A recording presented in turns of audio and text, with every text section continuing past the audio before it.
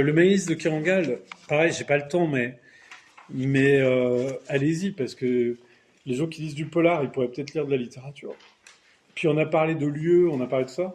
Imagine, là, on vous appelle, on vous dit, vous êtes de Marseille, on vous dit, voilà, on a trouvé le corps de quelqu'un à Marseille, et on voudrait vous poser quelques questions. Vous dites, c'est quoi cette histoire là? Je bascule dans un polar là. Est-ce que je connais ce gars? Pourquoi on m'appelle moi? Tout ça quoi. Vous êtes dans un trip, bah, c'est un peu ce qui arrive à l'héroïne.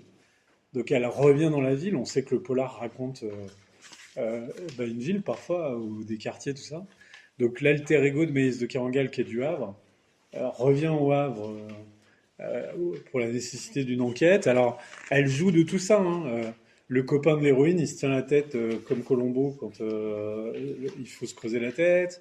Le grutier du coin qui a trouvé le corps, il dit que quand même il aurait bien été inspecteur de police plutôt que grutier, donc il mène l'enquête. Elle, en se baladant dans les lieux du Havre, elle raconte le Havre et en même temps elle s'interroge sur Je vous révélerai, hein, parce que c'est un Maïs de Kerangal court, efficace, ou vraiment dans la sinuosité comme ça d'une ville, d'un roman noir, d'un polar. Et alors après il y a Maïs de Kerangal dans le génie de Maïs de Kerangal. C'est-à-dire, comme elle vous raconte le Havre, ça commence au bistrot du coin qui ressemble à tous les bistrots du coin, mais c'est peut-être dans nos ports d'attache, il y a un bistrot comme ça qui raconte depuis l'éternité, puisque même si aujourd'hui les jeunes sont sur leur smartphone, ils sont toujours dans ce bistrot après les cours, et il y a toujours la même serveuse et tout ça. Mais c'est aussi Maëlys de Kerangal, vous savez, elle travaille sur les strates, les couches, les trucs, machin.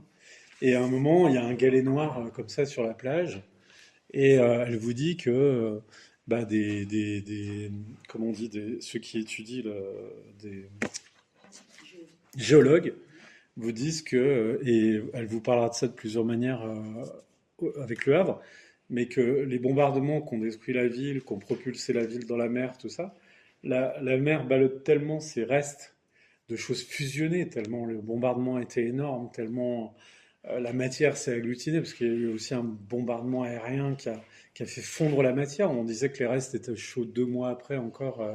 Je sais pas si vous avez... Et puis c'est la Première Guerre moderne, hein, c'est-à-dire on rase, et puis au-dessus on brûle, parce qu'il faut rien qui reste, quoi. Donc c'est encore la manière dont on pratique la guerre aujourd'hui. Et donc ça a donné des sortes de galets. C'est-à-dire que ces restes qui sont tombés à la mer, tout ça, qui sont noirs, parce que c'est une espèce d'agglomération de matière brûlée, ont été polis par la mer et sont recrachés par la mer.